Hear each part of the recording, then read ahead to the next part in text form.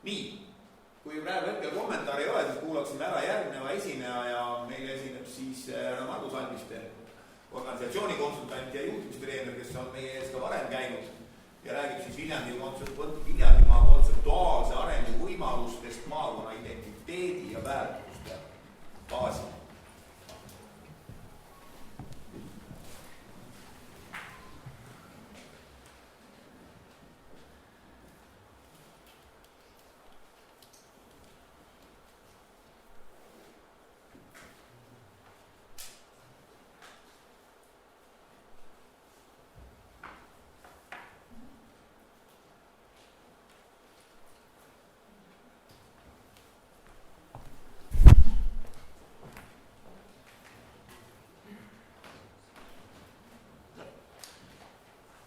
Tervist!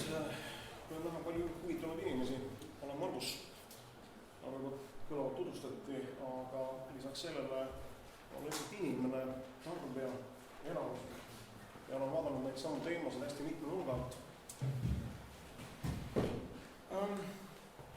Jagaks hea meelega mõningaid mõtteid, jätkaksin Mihkli juttu, kui Mihkel kommenteeris, et alguses oli raske aru saada, miks peaks rääkima maakonna arengu puhul mingitest kontseptsioonidest.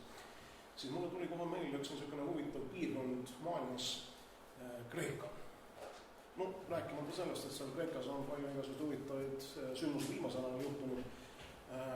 Tuleb tunnistada, et enamik teaduskeelest tuleneb üks väiksest kultuurist, Kreeka kultuur. Kui te vaatate rahvaarvu, kui te vaatate seda riigi territooriumi, suhteliselt väike piirkond maailmas, kuid isegi suur Rooma impeerium võttis üle päris korralikult kogu Kreeka niisuguse mõtteviisi. No, lisas siin oma väiksed mõtteviisid, kuid kontseptuaalne võim võib olla üks kõige tugevamat inimese kultuuri ühiskonna mõõtav jõud ja selleks ei pea olema väga suur rahvas, selleks peab olema suur rahvas. Olles ka osalenud päris pikalt sellesama arengukava koostamisel ja pakkudes välja seda mõningaid struktuure või loogikaid, kuidas seda teha.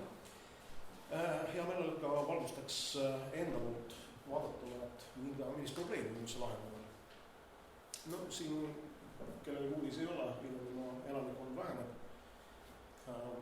Kestma jäämiseks on ju vaja alati teatud kriitiline kogus, teatud sihtgruppe, teatud omadustega inimesi, kes tahaks selles piirkonnas mingisuguse normaalseks eluks vajaliku keskkonna, teenused, tarbimise, tarbijaskonna.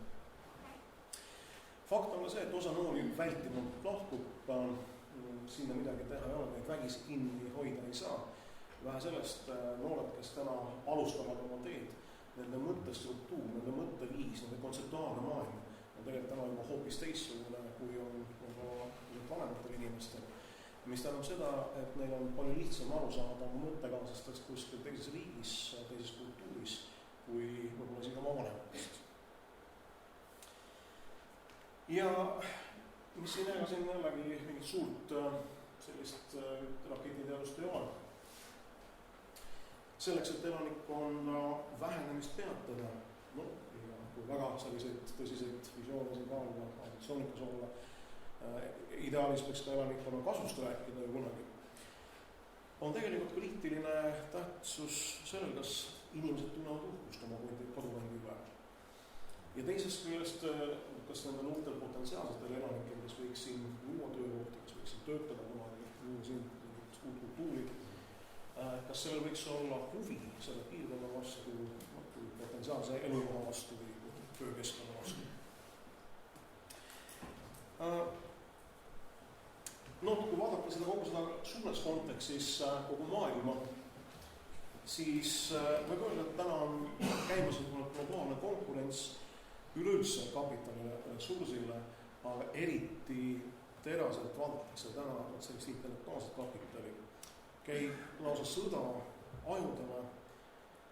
Paljudes riikides on suured programmid, kuidas tuua ajudega inimesed nende ühiskonda integreerida läbi hariduse, kõrghariduse.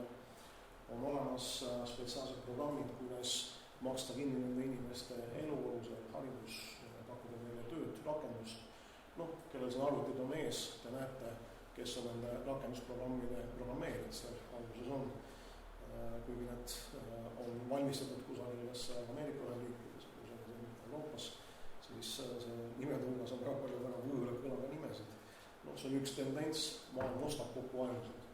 Ja seesama asi juhtub ka siin, me võib-olla ei tahaks selle peale mõelda, kuid me elame globaalses konkurentsi tingimustes. Ja see konkurents, vaadake, ei tööta ainult ajudele, ainult aju kaudu ei ole võimalik inimest ära meelitada, et see konkurents käib südamete kaudu. On kaks Rootsi sellist toredat majandusteadlast nagu Ken Olsson ja Jonas Niituström. On toreda raamatu kunagi kirjutanud Funky Business, kellel veel võimalus kuskilt saada, see on mitu seda trükki läbi võinud järjest. See on sõnastanud päris kenasti ära selle, mis täna maailmas toimub. Konkurents sõnub läbi südamete, üritatakse inimesi emotsionaalselt siduda mingisuguste teiste nende jaoks võõraste kultuuridele, viia nad ära sinna, kus nende tööpanus kellegi teise huvides oleks rakendatud.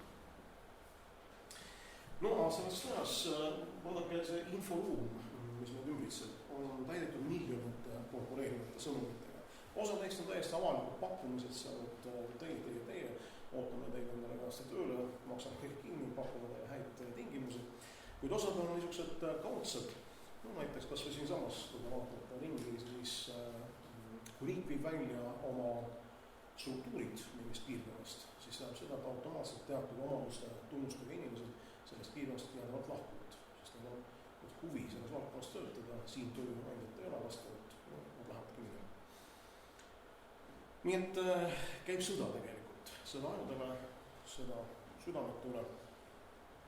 Ja muidugi me võime Jaanaliinu kombel pea pista liiva sisse ja ütleda, et ei, et meie nagu see ei kehti, et me ei võitle. Aga kui te mäletate eelmise sajandi alguses esimene maailmasõda, kus Lenin deklareeris, et me ei võitle seal, mis juhtus sõjas, kui üks osapool lihtsalt hetkel ütleb, et me ei osale sõjas. No, kunagi ma isegi tsiteerisin sellist kodanikku nagu Georgi Potšitsov, Ukraina meediaõppejõud, avaldame neist siis 2 raamatut, mille tõlge on kohutav, on pandud seda, kes on tõlkinud, aga mille mõte või sisu on väga kenasti edasi antud. Ühe raamatu pealkiri on Propaganda trummipõli ja teise raamatu pealkiri on Strateegiline sõda. Ja see on üks selline juhtmõte, ma siin ka välja tõin, on see, et kui sul puudub selline strateegia selles sõjas, siis sa tõenäoliselt viid ellu kellegi teise strateegiat. Oma ressursile, oma tahtele.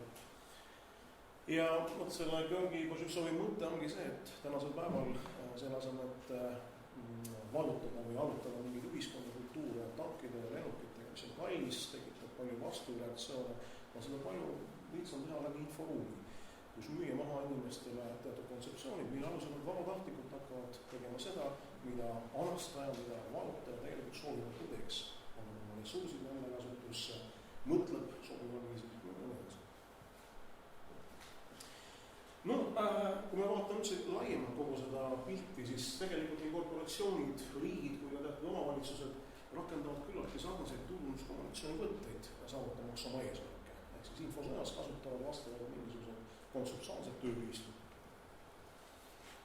Taustaks juba nii palju, et ma olen ise reklaamitööstuses töötanud pikki aastaid, näinud huvitavaid kampaaniaid, tundnud propagandatehnikaid ja kuhu aga piika ei lähe, et avalikus meedias me oleme ainult niisugused infosõja niisugused reeglid põhimõtteliselt. Ja võib ka öelda, et reklaamitööstus tegelikult keskendub üsna konkreetselt teatud tarbijagruppide ostuotsuse otsesele mõjutamisele vastavalt teile huvile. Aga täna me enam ei räägi siin sellest tegijast mitte kui korporatsioonidest, mitte äriettevõtetest, vaid me räägime väga erinevatest jõududest, väga erinevatest tellijagruppidest. Ja võt kõik need mehhanismid, mis kellegi otsuste tegemist mõjutavad kuidagi, enamik nendest tööriistidest baseerub emotsionaalsel mõjutamisel ja eelkõige alateadvuse struktureerimisel. Me ise tihti ei saagi aru, et kuidas meie psüühikat on juhitud teatud otsusteni. Selleks on omad valemid, selleks on omad spetsiifilised tööriistad. Mõned neist on väga lihtsad, aga me ei tunne neid ära, kuna me ei vaata seda keskkonna sellise nurga alt. Ja nagu öeldagi, et otsuste mõjutamiseks viiakse inimese alateadvusesse teatud mingi struktuur, mis kujundab selle otsuse vastuvõtmise mehhanismi ja läbi selle inimeste otsuseid. No, struktuurina on näiteks mingi arhetüüp. No, kõige lihtsamad arhetüübid on hea ja halb, see on võitlus. Kõik laste muinasjutud sisaldavad, et keegi on hea, aga kui tema on hea, siis tema vastane järelikult on halb. See on ikka tolistik lähemine. Ja kui keegi on halb, siis on kohe teada, et tema vastane ilmselt on hea. Aga ei ole sellist mudelit, et mõlemad võivad olla halvad, mõlemad võivad olla head. Et cowboy filmid seal westernid, jah. Valge kaabuga tegelane enamasti on hea, markeeritakse tihti teatud tunnustega, sümbolitega. Ja kui tema laseb kellegi maha, siis kõik saavad aru, et see oli igati mõistlik tegu, teine oligi kaabukas, eks ole, ja ei väärinud seal elu. Aga musta kaabuga see, et tema on niisugune halbkangelane ja kui tema midagi teeb, no annab lapsele kommi näiteks, siis ühiskond mõistab televaatajad, mõistab selle kohe hukka kui mingisuguse väga räige fakti. No, mingid stereotüübid ehk mingid korduvad mustrid, mille alusel inimestel ikkagi aru saada, et nii on õige. Mingid baasuskumused, saab eestlastel elu on raske, elu peab raske, kui on kerge, see on kahtlane. Järjest kui inimestele siin rääkida, siis ma küsin, mul koolis käib palju rahvast läbi, et kuidas läheb seal. Üks noormees kuna ütles, et juba halvasti läheb, siis läks halvasti. Ei no ma ei tea, kõik on liiga hästi läinud siiamaan, et mul nüüd ootan, millal midagi eriti halvasti läheb, sest ei saa ju olla, läheb väga hästi. Elu peab raske olema, see on muretsema igasugused asju, autosid ja lapsi. Baasuskumused on need, mille põhjal inimesed võtavad igapäevased otsused.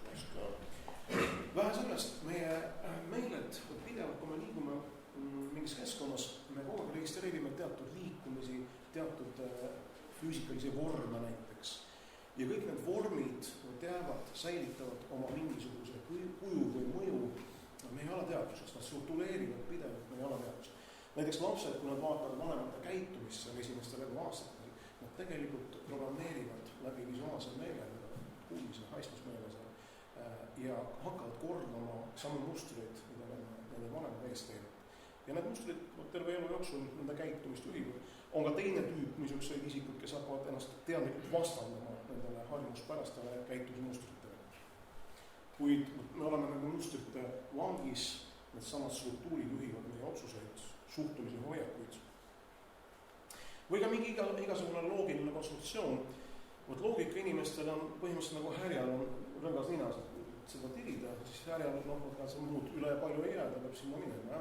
Ja inimesel ka, kui ta näidatakse mingit loogilist struktuuri, siis on selgelt jagud, tundub mõistlik ja inimene läheb sinna. Kuigi loogika ei pruugi arvestada kogu informatsiooni selles olukorras ja ta on tihti lihtsalt selline puht konstruktsioon, mille tegelikkusega kui üldse nüüd vist olla.